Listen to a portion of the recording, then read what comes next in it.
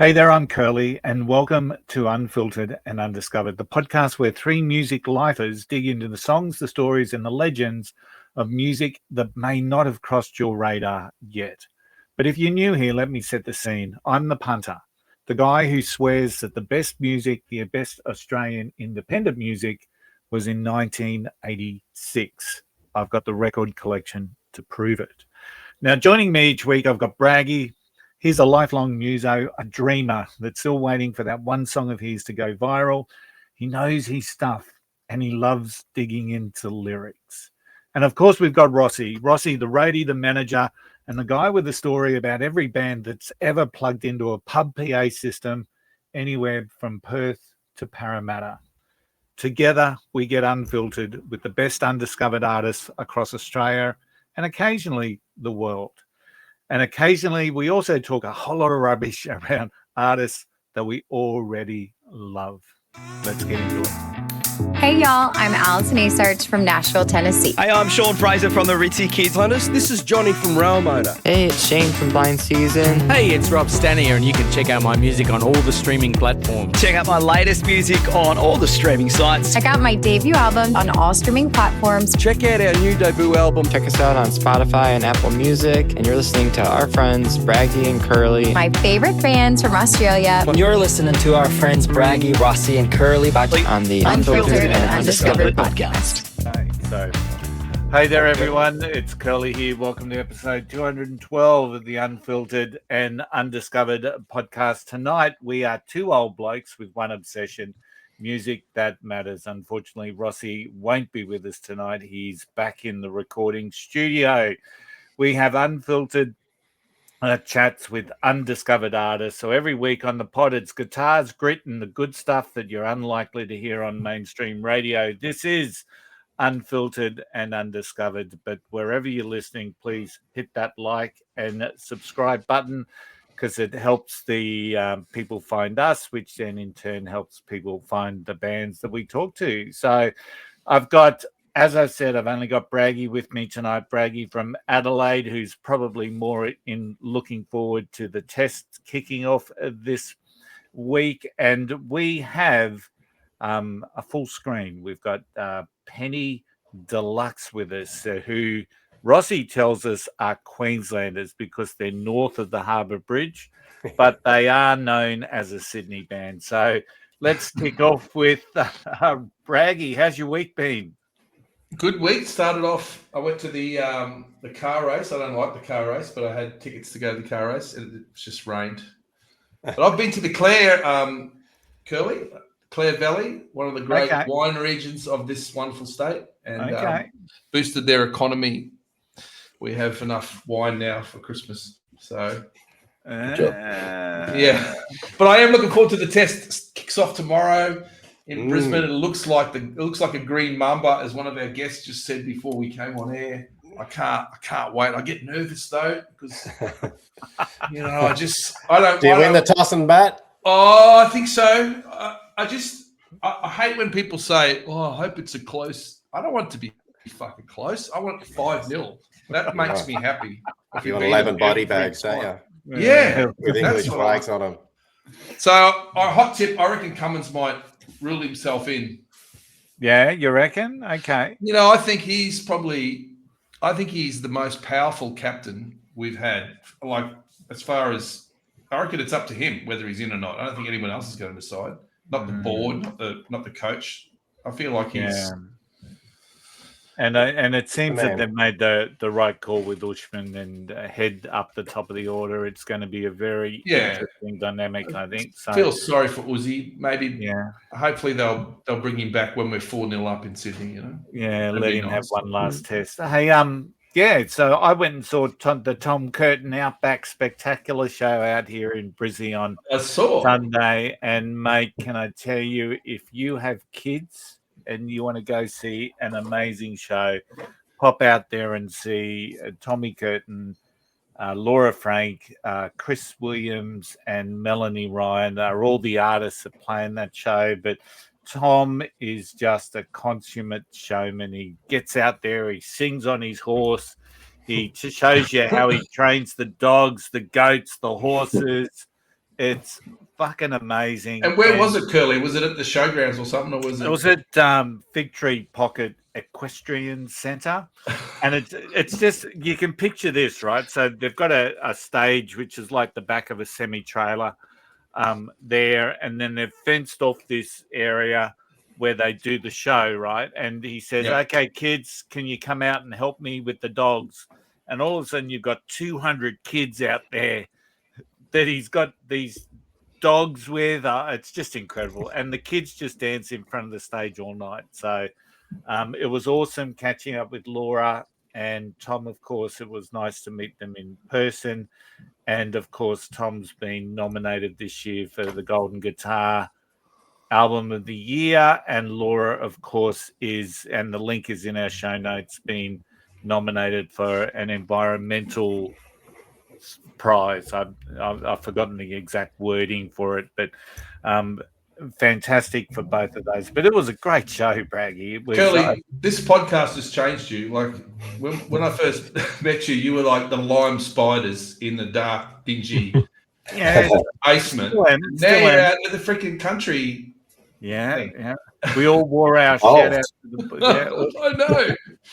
All wore our shout out to the boys shirts. So it was just it was amazing. So let's have a chat to our special guest, shall we? So we've got Penny Deluxe, is a power pop rock band from Sydney who blend classic rock energy with modern hooks and big melodic moments. Their songs are built on vibrant instruments, honest and playful lyrics. I think there's a little bit of the Aussie larrikin in their lyrics, just listening to some of their music today. They love the craft of songwriting, Braggy, but never at the expense of having fun all the way. We welcome Adrian, Paul, and Legsy. So for the sake of the, so we've got Andrew, Paul, and Adrian. So for the rest of the show, they'll be known as Adzi, Paulie, and Legsy. Right? We'll take it. How are you, boys? Welcome to the show. Thank you. Hey, thanks for having us, boys. I always love to start with it's always a mystery to me how music becomes a part of your life, whether it's from your parents or, for me, it was just going out with my parents, taking me out to some, dinner one night, and there was a band playing, and I was mesmerized. So for each of you guys, when did it first, when you're real young, when you go, fuck, I love this thing called music? Paulie, you go first. No worries, I'll go first. For me, music was always part of my household growing up. My dad's a musician, plays guitar, and always had, multiple guitars hanging around the house. I was never allowed to look at them, let alone touch them. No, I was allowed to look. I was not allowed to touch them until he went out, and then I had a quick jam and then put it back exactly how it was before he got home. So music's always been in the house, all these old records. I was in high school when I discovered Deep Purple. Actually, it was my first kind of band that drew me in, and they were my first concert. And kind of was drawn to Richie Blackmore and John Lord in particular, and that kind of made my mind up that I wanted to buy a keyboard and learn to play a bit of rock music on the keys. So you're on the keys. That explains a lot. I remember, like, my brother had played the guitar. I remember he had electric guitar, and I was the same. I wasn't allowed to touch it. He's much older, but I just remember that smell of the case when you opened it up. Yeah. That's he had like acoustics, 12-string acoustics, multiple kind of electrics. It was just always there and always on, and he was always rocking out and singing himself. So yeah. What about you, Adzi? I think geography played a big part in my. Let's. He did say Adzi, but that's right. Legsy. Oh, sorry. So Legsy's the bass player. Right? I should wait my turn. The cans aren't big enough. Yeah, bass players front and center. So go for it, Legsy. Sorry. I grew up in a sleepy little village suburb of Sydney called Revesby, and we were so lucky. It was quiet. Other than Wednesday nights, we had the Revesby Roundhouse, and all the huge bands would come out to us every single week. We had, we were 16, and we had, Day Ray Me coming in and Hunters and Collectors when they were super, industrial. And we go, what's this about, And week after week, we could just see these amazing bands, Chrissy Amphlett and all of that. And we got a huge education, I think, in what, great rock and roll was. So that's what put the hair, up on the back of my neck. I can hear it in your music as well, all those bands. Yeah. We'll get to that later. Sure. All right, Adzi. Yeah, I was lucky to grow up in a house where there was always music playing. Mum would buy an album every week, really quite eclectic stuff through the 70s. I just listened to records all the time. Dad loved to sing, and so if we were in the car, he'd be singing, and he'd sing all this old 50s and 60s stuff. So I picked up a lot of different music. And then when I was about 12 or so, I said I just wanted to. I'd been playing music at school, and I thought, I want to get a guitar. And then me and a mate said, we'll start a band. We didn't know how to play, but we just got guitars and started to learn. There was no internet. You had to buy a Mel Bay book of chords and either teach yourself or go and have a few lessons or do whatever. And that band, we started for a few years. I went to school with Andrew Legsy as well, and then he was in a different band at school. It was a great time. We down at the Roundhouse or the Reesby Workers or wherever, going and just hearing live music every week. So lucky growing up in Australia, in the 80s. Yeah. And whatever music was on the radio, you could literally go out that week and see the bands who were, in the top 40 every week. Me and the boys went and saw James Rain 2 weeks ago at Selena's in Coogee Bay, and it was like, and I think Paul had seen Thirsty Merc the night before, and it was like, oh, this is actually what it was like. We were walking into a venue with 600 people and stand forth in the front and see an absolutely killer band playing all songs we knew. So I was, music's always been in me, and guitar and piano and singing and whatever instrument I could pick up, I would just try and play it. And I can't go, 2 days without playing music. Need to play. So we had bands through uni, and then family came along and stopped for like 15 years, and then there was an opportunity to sort of start a band again. And that was nearly over 20 years ago now, and that band has evolved into Penny Deluxe. So you guys were played in cover bands, which is what most bands kind of do before, but not all, but most bands kind of do before they start doing originals. Obviously, you guys did it for a long time, but I mean, like the Beatles did that. So my first question from here is do you think it's an advantage to be in a cover band and for a long while and then start writing your own stuff? Or do you think, because some people say, you get all that, it's better to just kind of come at it originally, if you know what I mean.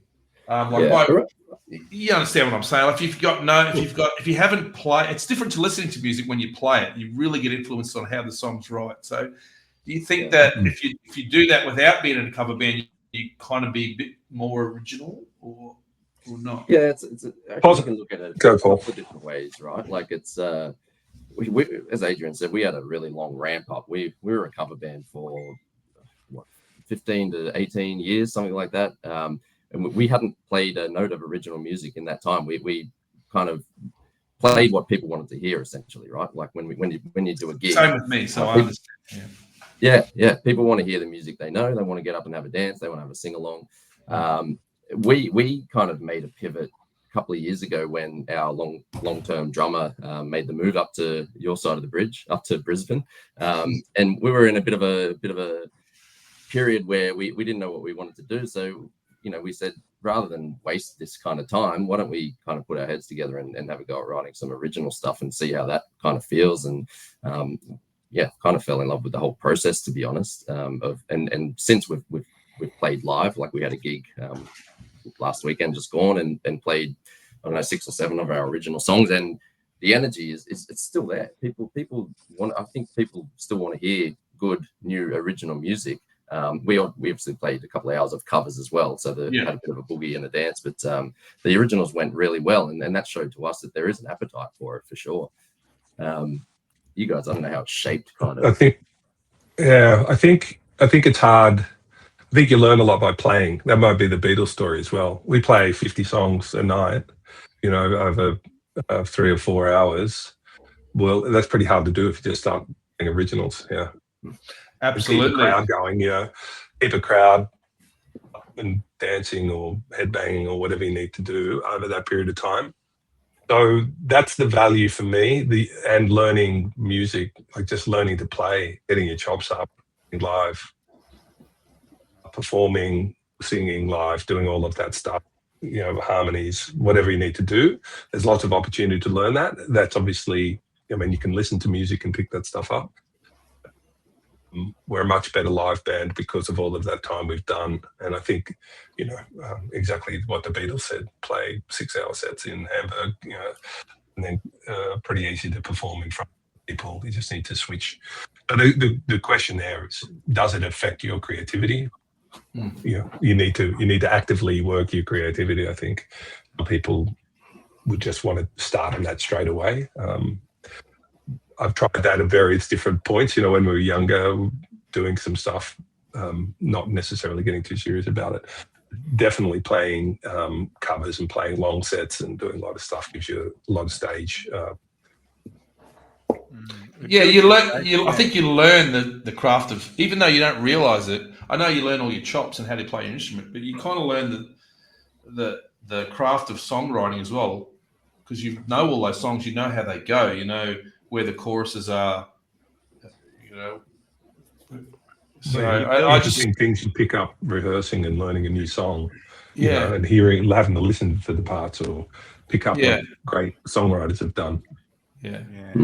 I think one of the things that you've spoken about, it really does build your stagecraft, and we've had a number of guests who have been from Nashville or playing Nashville and all these things. And when you go down the strip at Broadway at Nashville, it's there's bands playing for tips.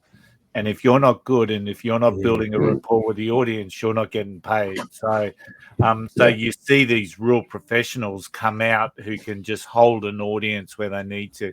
And I see that within at the cover bands the really good cover bands, they actually build a following of their own, as I'm sure you guys have over the years, where people go and see you because they know they're in for a good night, so music that good banter is usually part of the whole scenario with a good cover band. And then when you start to switch into doing your own, you're bringing all that skill set into your own original music. So I think the thing I like about your guys' stuff, because I think obviously we're kind of similar age, it feels like all of us here, is that he said you're a dad band, all right? So I'm just I'm a dad band. No, but there's not enough original music coming out from guys our age, because I mean I like a lot of new music as well, and my daughter's a hip hop fan and she schools me on that. But I listen to your guys' stuff today, and I just it's like you time traveled straight out of the 80s. And there's not enough stuff out there from guys like you of that kind of stuff. I played it to my wife today. She loved it. But you know what? That Braggy, that's actually not intentional. I think that's just ingrained into us. Like as he said, as he said, we all went and saw James Rain, and these are the sort of bands that we grew up on. So I think there's a natural that it just flows through our writing and our creativity when we, go and write something. I think we're just naturally influenced by that sort of stuff. Of course. But while still trying to kind of carve out your own identity, I think there's a nice balance in that. And we haven't perfected it yet. I don't know if anyone has, but I think you learn more. The more you write, the more you kind of record, and the more you perform, right? It's fun, yeah. I mean, it's like today, obviously the first song I played was your new one, Stereo Romance. I put it on and I went, this is the fucking Cars, man. Straight up. And that's one of my favourite bands. I said to Curly, I fucking love this band. Because normally we've had, and I like all the other people we have on as well, but we never get a lot of pop on, do we, Curly? No. So, especially, and I'm a massive dad pop, yeah. I love it. So, It's a great song. Huge market. I feel like the stereo romance. I listened to the other album. We'll talk about some of them songs as well because there's some really good spots in there that I want to talk about. But it's got a really good hook. This one, hey, you guys must be pretty happy. Yeah, when Paul came in with that keyboard line, we're all over it. Yeah. And I think that kind of influence, like we talk about, is the playing the covers influence you. Like we staples in our set are things like Jesse's Girl, that sort of thing. Yeah. It's got these big sing along hooks that everyone just instantly, when the chorus hits, you get on it, right, and you're singing along. That's what we're trying to achieve with these kind of the songs that we're doing, is give people like something new to latch onto. And Stereo Romance was one that it was something that we really tried to have a hooky moment in the chorus that after you heard it the first or second time you knew it and you could sing along with it, right? And it kept repeating in my head all day today, Jeff.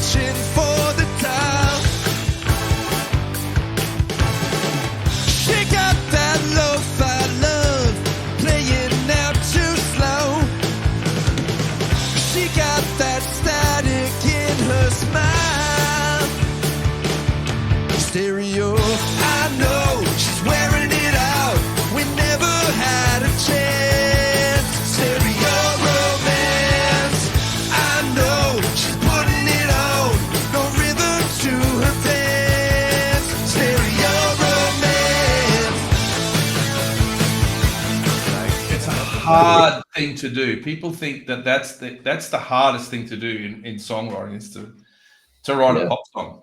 Otherwise, everyone would be doing it. Well, that's great to hear. Dad pop resonates with dads, I think. So, and because it's accessible now, there's a market for that.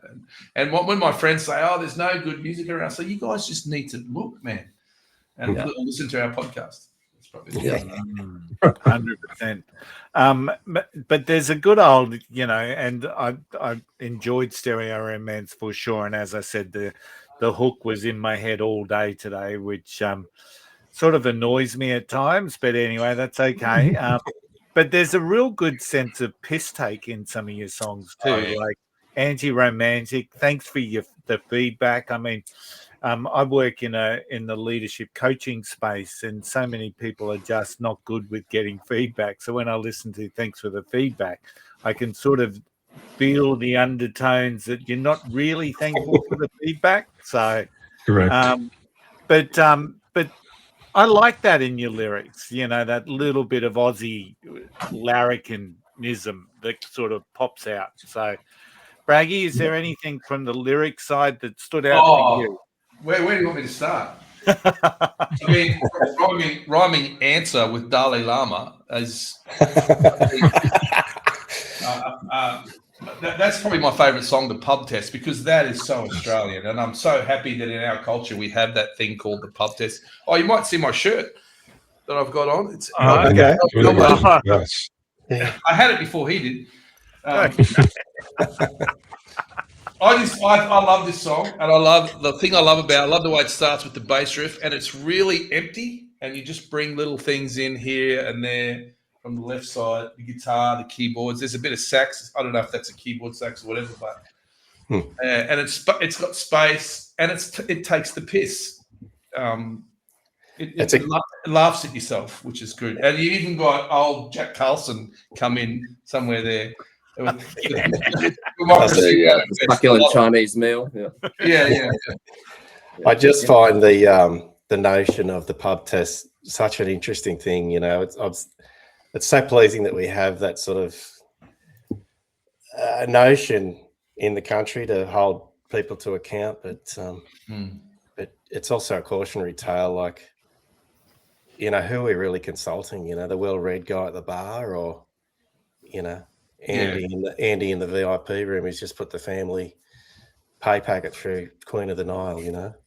Yeah. Exactly. That one was pod test was written by Legsy here, Andrew, and he doesn't do any singing, but because of the lyrics and everything there, like the way he was doing it, it had to be done. We made him sing that because it came off best in that sort of voice. Like singing it in any other style didn't really work with the lyrics and the guys. So well done, Legsy. Yeah, you did good. It's hilarious song. Spoken word tour coming up. I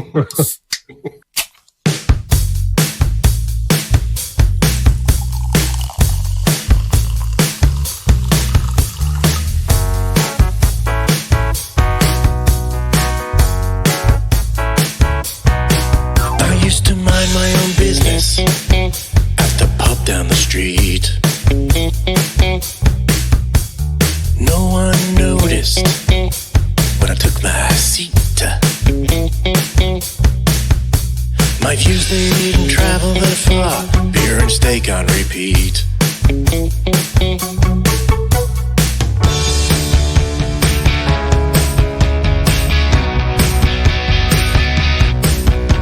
With rashes in hand, I was a battler, loving my league, reminiscing the saddler.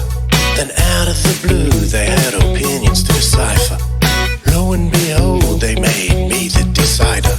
Don't need no Mahatma, forget Dalai Lama.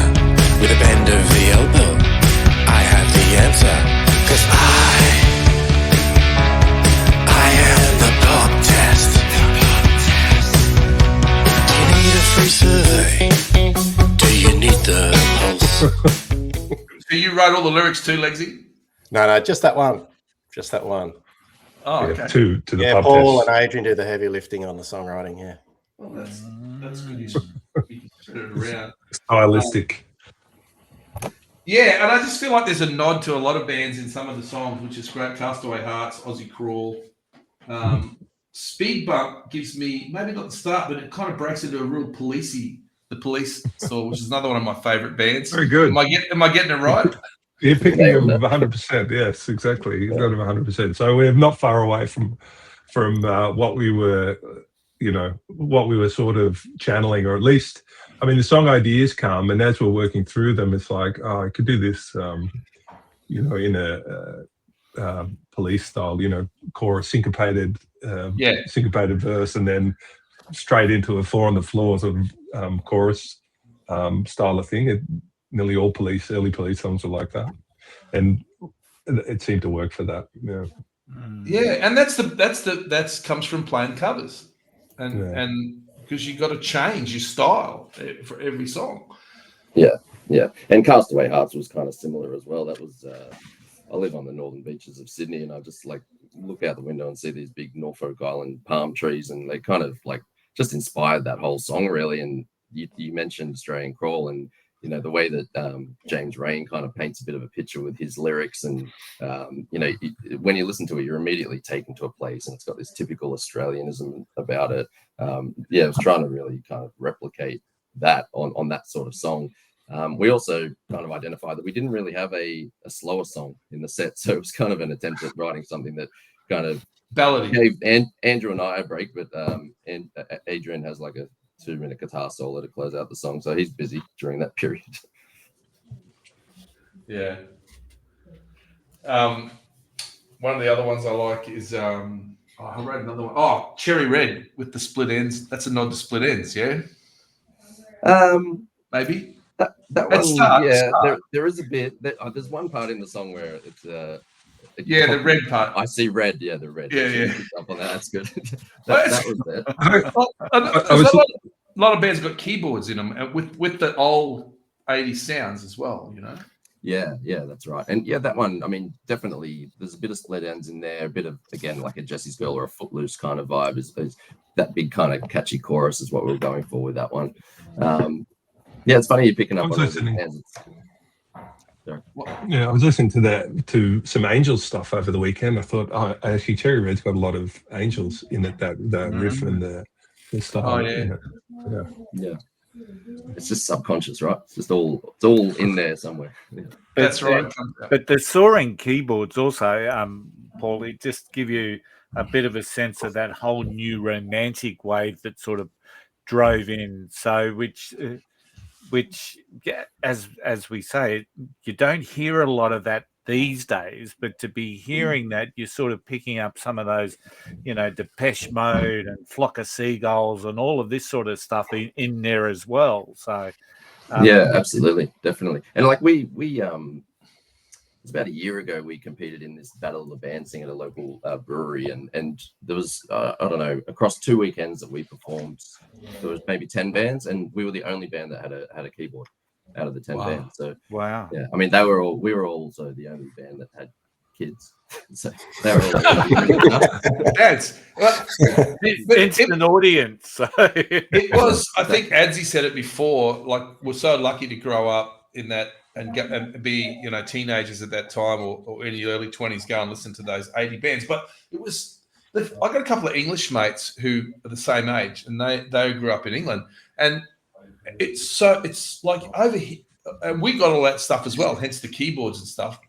It was so rocky, and I guess because we had that pub scene that was real. You really had to fucking rock it out. Yeah, keyboards in there. So, because when you talk to someone about 80s, they go, "Oh, 80s," and they say Depeche Mode, and they say those kind of bands like that. But in Australia, it was almost the opposite. Not so much. Yeah. Eurogliders, Do Re Mi. You guys mentioned that before. I'm Talking. All of those sort of bands that fitted that keyboard sort of thing within what it is that they do. You mentioned like Chisel, right? Yeah. Chisel had a keyboard. They use it in a different way, less synth, like more organ, more piano. Organ, more still a huge part of their sound, right? Yeah. But wow, you're talking about stand up. I had to work hard at Reese. I can tell you the night I saw them. Well, and some puzzled looks on their faces. Yeah, perfect. It's a brave band that says "Wow, I need" these days. But anyway, that's. But you mentioned the Hunters, and that was like an orchestra up on stage. They've got the brass section and in all its glory and whatnot. So, I mean, all of those things. One of the things Braggy mentioned as we were just talking before you guys joined us tonight, it's almost like a different style. It's a different band every song, almost. Yeah. You're talking about Penny Deluxe. Yeah. You guys, you're the 10 songs. Not really, but it's just because you can hear that different band in each song. Yeah, I know exactly what you're saying, and I think that also comes from the fact that there's 3 of us have written songs for the band, so I guess our own personal influences are coming out as well. Yeah, I think that's a good thing. I like kind of eclectic music and eclectic bands, and I'd hate to just release the same song over and over. Yeah, I think the sounds are really diverse. I think that common thread there is that. I was going to say that it seems to be just a fun, tongue-in-cheek, positivity type vibe across all of the songs. I think if there's something unifying, it's probably that. Quite feel good, some of the songs as well. Yeah, you definitely got a sense of humor. In that song Cherry Red, there's that line there where you talk about she blames. She spills her drink. She spills her gin and tonic, and then blames on gravity. And then the backup is like, it's fucking gravity. And I love that. That makes me laugh. So that's all picked up. That's good. I think it's just. So what is the songwriting process for you guys? Is it you sit down and start writing the lyrics, or does someone bring a riff or a keyboard scenario to the band and you work from there? So how does that songwriting process work? Adrian, you answer this one. Yeah, it's probably a bit of combination of those. So some of those songs are written, by just individually on our own, like, and I'll write on the guitar mainly. And when we go to play them, Paul don't have to do the riffs, or there's only three instruments playing, so some of that guitar stuff ends up being played by the keyboard. And Paul's got a really good, I love that 80s, Cars-ish keyboard sound that we have, and it is different. All those songs, stylistically, they're sort of, it's a little bit retro, and they all, whatever the individual band thing, it harkens to that sort of 80s or 90s music. So I write, we write on our own. Paul writes a lot of songs on his own. We'll come together usually with some ideas, and then we'll play the songs, we'll rehearse the songs, see how they work out, and then we'll start doing tracks and seeing what weirdnesses we'll come up to. So I like to have an outline of the lyrics and some riffs and chord structures and stuff, and then we'll usually play them together. I've never asked you this. When you write a song, do you start with the lyrics or the chords or the melody, or? Usually the music. Usually the melody. Then I'll write the lyrics. Yeah, I understand. I often asked my kids, I need a name for a song, and just give me a name, like tell me a name for a song, and then I'll write if I've got a thing, give me a name, and they'll give me a name. Speed bump, like we drive over a speed bump, and then I just write the lyrics for speed bump. That explains the So I just needed an idea. Rather than going on the internet, right? Absolutely. And do you find like for me, early mornings always seems to be my most creative. I'm a morning person, seems to be most creative for some reason. Later at night, I'm hopeless. I'd rather listen to it back later at night and see if it's any good. Do you have is there a time of day? It comes anytime anyway. For me, it's any time. Like I work in a creative job as well, and the least creative period is when I'm sitting down trying to come up with something creative. Yeah, it's just wherever you're out for a walk, you're driving in the car, you're in the shower. Yeah, that's when the inspiration hits. It's one of them out of home for me. No chores looking at you. You got the time to listen for something, on the train. So Adsy and Lexi went to school together. How did you hook up with Paulie? How'd that happen? So I think I mentioned after a bit of a hiatus, I was doing a job. I was working for a company, and the company wanted to put a band together to play in like the Telstra corporate battle of the bands, and yeah, you really selling this dad rock image. It was in the the noughties. Telstra used to run these big, play at the entertainment centre or the Rod Laver Arena or whatever. They'd get large corporates to put together bands, and put on a big night and play at a great venue, and have bragging rights over the competitors. Anyway, I was working at a company that did that, and actually Paul's dad worked there, and that band was with Paul's dad, who owned all those guitars and whatever. Great guitarist, got a great voice, and the our old drummer Rich worked there as well. So there was this big 12-piece band that was put together to do that. And over time, we did a few of those, and some people dropped out, and I brought in. I was playing bass originally. Guitar player dropped out. I moved to guitar and got my mate Andrew to come in, and keyboard player dropped out, and Paul came in via his dad. And then that narrowed over time and was just a smaller band for a long time. So that's how that all happened. Thanks, Telstra. Yeah. And when you guys recorded their album, did you do it? Did you fork out for a studio, or because these days you can do it at home? Did you? How did that? Did you do it? Yeah, no. Ours is done purely at home to this stage. Yep. We haven't had the pleasure of going into a studio yet. It's a bucket list for sure, and I think 2026 is the year. We've got 10, 15 songs ready to go. perhaps a 4-track EP. But currently, it's all done. We write together in a room, or we write individually, and we work out what the songs are. We have them, and then we kind of share files around and mix it all self-produced. You have Logic, Paulie, or yeah, Logic Pro. Use that, and it's a learning curve. I mean, that I've watched 100 hours of YouTube videos to try and see what the hell you got to do, and I reckon I know 4% of what. Well, stereo romance is definitely a much more refined sound than the other one. It still sounds great though. Yeah, I think I agree with you. I think it's like some of our tracks are missing that 10% polish at the end, right? That you get from a proper mastering and studio engineer. But I think we're learning as we go, and I'm glad you said that about stereo romance, because I feel that's getting more towards replicating what we're about. Yeah, it's normally not my field. Normally we have Rossi here, who's the sound guy. Rossi, so well, he can give me some tips. He knows that. But and what do you guys? What's your thoughts on like the way the music industry is now? It's like a double-edged sword. It's freaking shitty. You get 0.013%.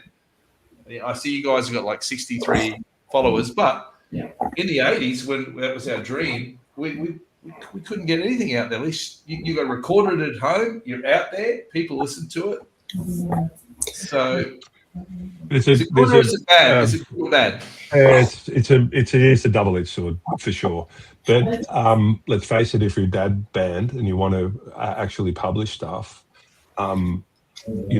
it's possible to do for anyone. Anyone in the world can create music and put it onto Spotify and make it available to every other person in the world. Now, there's not been another time in history where this was possible, apart from the last 10 years, and the quality of the recordings, and notwithstanding the players, and you can do pretty amazing stuff. There's a different issue then around how people are remunerated or whatever else happens. But if you want to be creative and be good at being any sort of creativity, whatever it is, if you're a photographer, you've got a painter, you've got to show your work. No good doing your stuff and living it in your bedroom, right? You've got to put it out there. You get better by putting your stuff out there. So if you're going to have any creative pursuit, you got to show it off. It would be great if we had more listeners and more followers. I mean, we're not really in it to become a source of revenue, major source of revenue. We love making people dance, have a good night out. Couple said to us the other night from England, we've been here for a month and this is the best night we had in Australia by a long shot. We like feedback like that. We're just playing to make people have a great night out, and all of that music, that's what music can do. So hopefully that's what we can achieve through this stuff, that people like the song, like the songs, like to come out and get a bit of a vibe on. That's all it takes, isn't it? It just takes one person to say that song really meant something to me. I really related to that song. It's like going to play golf. If you hit one good shot, keeps you coming back. And Braggy, podcasts like this, like help bands like us, like you guys are doing an awesome job. Like it's thank you. Exposure that money can't buy. I mean, and you said before about you had a mate that says to you there's no good music out there anymore. That's one of my actual big bugbears, because there is more music now than ever before, and a lot of it is so freaking good. It's just people don't take the time to discover new bands or new artists or whatever. They just say music was better in the 70s, full stop. Yeah, I'm with you, mate. I hate that shit. I mean, I love, and even the stuff that's out now, I can find good in anything. And then we have bands on here. We have death metal bands on. We have guys that are playing really old fashion country music, don't we? Some of the stuff, Curly. Yeah, and I can find something that's great in all of it, really. If you're a music lover, you will. Yeah. There's two types of music, right? Good and bad. Yeah. I've got to find out more about Buckety Brewery, but because on your YouTube channel, there's a couple of clips there of you at the Battle of Bands for starters. But Buckety Brewery. I mean, I've never heard such a name. I mean, where's that based? Obviously, is that a Northern Beaches thing or? Andrew? It is. It is. It's based in Brookvale, just behind Manly. And Okay. I thought Four Pines was all about Manly. yeah, well, that's right. That's another one. So what was old engineering workshops and dirty little factory units is now all of these fantastic breweries. And there's probably half a dozen or 10 in there now, and it's just transformed the area. And the owner at Buckety's, Nick, he's given us a great go, and I have bands every single night of the week. And so people starting out can get a go, and an audience. Yeah, that's great. And look, your shows look amazing. I mean, there's people out there dancing. You're doing your covers, but you're also getting a chance to do your originals. And it's good to be able to slip them in, and the crowd's still out there with you. So I think that's obviously an awesome little spot that you guys enjoy. But you get a real sense of who you are as a band watching those live performances. So. Yes, I think the breweries in Sydney have sort of taken over that live band spot. Like pubs don't really do it anymore. So in the 80s, when we had bands back then, we played pubs, plenty of pubs, suburban pubs would have bands on Friday and Saturday night. That just doesn't exist anymore. Yeah. It might be a solo guitar player or whatever, people making their money. If you want to be a professional musician, that's probably the way to do it. Play solo instead of splitting it with 3 or 4 other people. But it turns out that the breweries who don't have, don't have the pokies, that they're now the main source of live music in Sydney. And Buckety's done a great job at really promoting and making that a core of that. But there's a heap of them around Sydney that do that. So the album's just out on Spotify. Do you ever think about like vinyl or something? Because we find that these days, a lot of the people we talk to, the vinyl is like their merch at the gigs. A good fit for Dad Pop. Oh yeah, I love it. I'll buy it. Yes, thinking about it. Now I don't know if Lexi's pissed off with that title or whether he's agreeing with it. Dad Pop. Yeah. We'll go with it. I'm not sure if we've agreed with that. Yeah, I mean, I mentioned it at the start, but you guys are running with it. I'm running with it. It's going to take over our social media. Yeah, it's a great idea. I'm certainly keen. I think Paul's saying we've got a whole heap of songs. Next year, I want to do some recording, probably get into a studio, have them properly mastered, and get do some vinyl pressings. I think a mate of mine has started his own vinyl record business. So awesome. Hit him up. Cool. So, what's the scene like in Northern Beaches now? What other bands are out there? Are they similar to you, or is there a sense of? I suppose when you think back on some of those bands that have that Northern Beaches feel. I mean, the interesting thing for me is when you guys reached out and said, "Hey, listen to our song," and of course we did. All of a sudden, I started listening to the bloody Cockroaches again. So, pulling out, because they're a band that I know from the northern side of the bridge. But the places like bands like Aussie Crawl, I guess. In Excess. Yeah. So, what's the scene like nowadays? What's the general sense? Is it similar, more like you, or is it diverse? No, I think like speaking from the bands that played alongside us at things like the Battle of the Bands, and we go to these venues and we see what bands are there. A lot of young bands coming up are killing it at the moment. Like I don't know how old they are, maybe 19, 20, but I've been watching YouTube videos of this band called Gaza. I think that's how you pronounce it. And they're just so like, they're punk. They sing about things like how all the teenagers on the Northern Beaches ride the roadie e-bikes. Oh yeah, just like, I don't know if you've heard of that band, but they're worth checking out. They're just full of energy. Their lyrics are just like, They just Hilarious. remind me of the Chats. Have you heard of the Chats? Yeah, we know the Chats. Yeah, very much like that. And I think there's a new wave of those sort of kind of surfy rock punk kind of bands coming through, which I really like as well. Yeah, well, Amel and the Sniffers have proven that. Like, you know, they're killing it.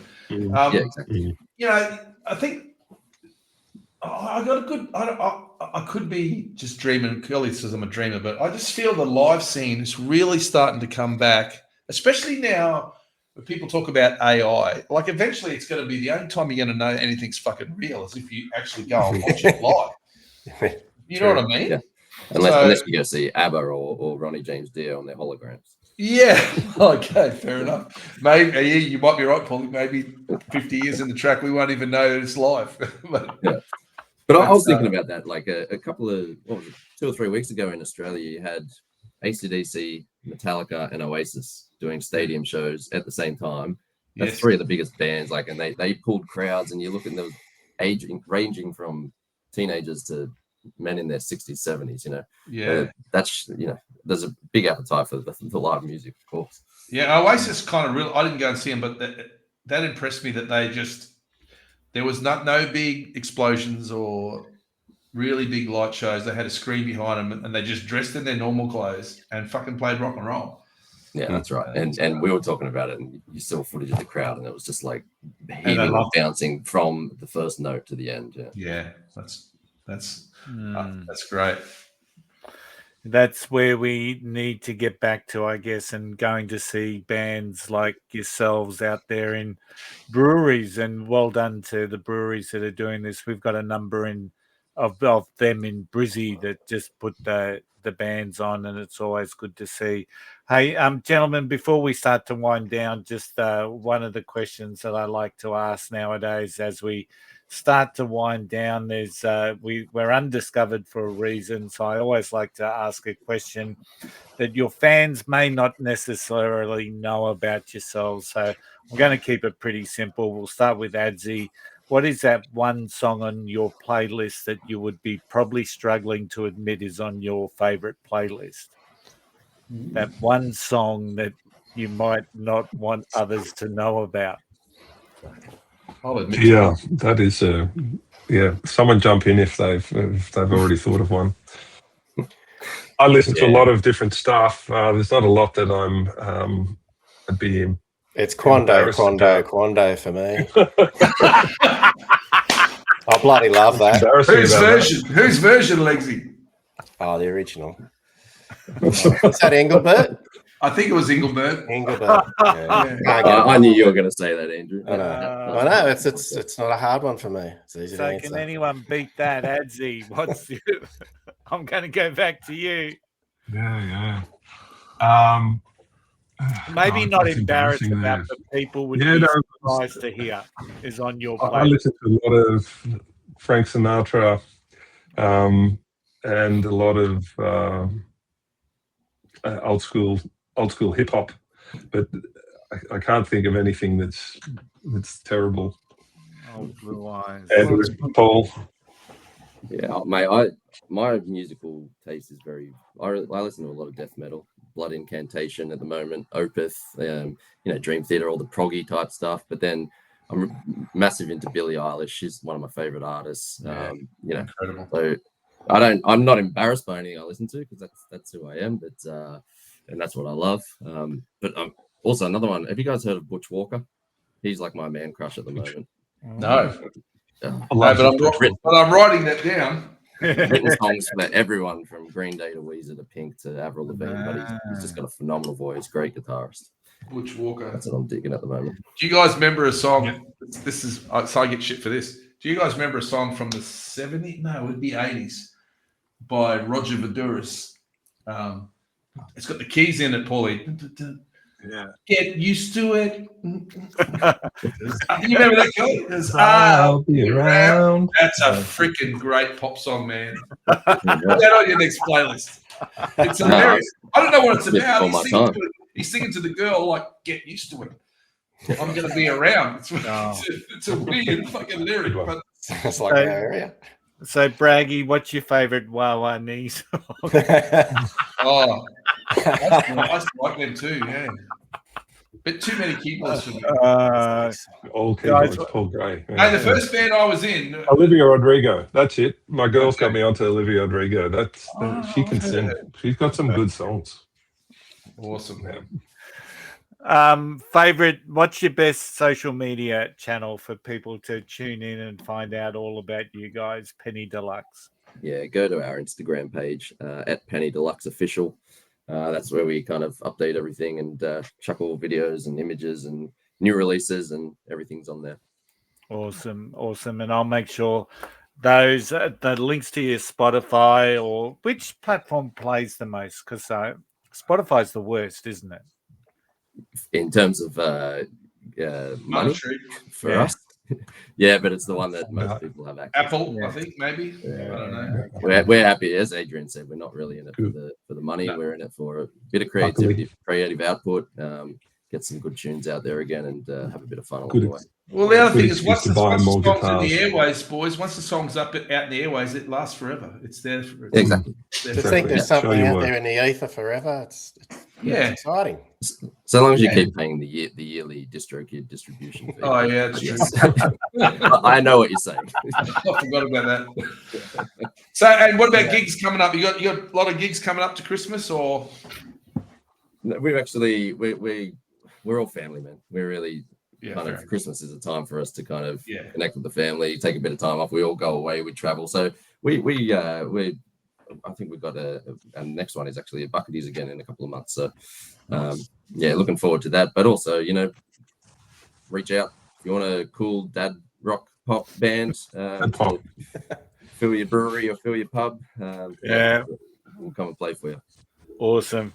Guys, we'll make sure the links are in the show notes so people can check you out. And for all those musos listening or artists out there, if you do want to showcase your music or just have a chat, just reach out to us. We always love hearing from new bands and new artists. And as you know, we love having a chat. If you love what you heard, hit follow, share the show, and dig deeper into our Spotify, Apple Music, Amazon Music, YouTube Music playlists. And of course, we'll be adding Penny Deluxe to our playlist, Unfiltered, Undiscovered, every damn song. And I think, Braggy, we are at 560 songs on that playlist at the moment. So, wow. Yeah. So continuing, more artists, more stories, more reasons to listen. This is Unfiltered and Undiscovered. A big thank you to Penny Deluxe, and as always, Braggy. It's been an absolute pleasure. Go the Aussies. Thanks, guys. Good on you, Curly. Good on you, Braggy. Thanks for having us. Cheers. No worries. Well, that's a wrap for this episode of the Unfiltered and Undiscovered podcast. If you've liked what you've heard, please do us a favor. Hit follow, leave a rating, and share it with a mate who needs some new music and a little bit of laughter in their lives. We're all about discovering the songs that actually mean something. So if you're into raw talent, great stories, and music that hits you right in the guts, you're in the right place, and we'd love to see you back again next week. Don't forget our Spotify playlists. Every damn song, every track we've ever talked about, rising female country artists and undiscovered covers. And just now, they're not just available on Spotify. You'll also find them on YouTube Music and Apple Music as well. Now, we will be back next week with more music, more stories, and probably some more arguments. But that's what keeps us unfiltered. We'll see you next week.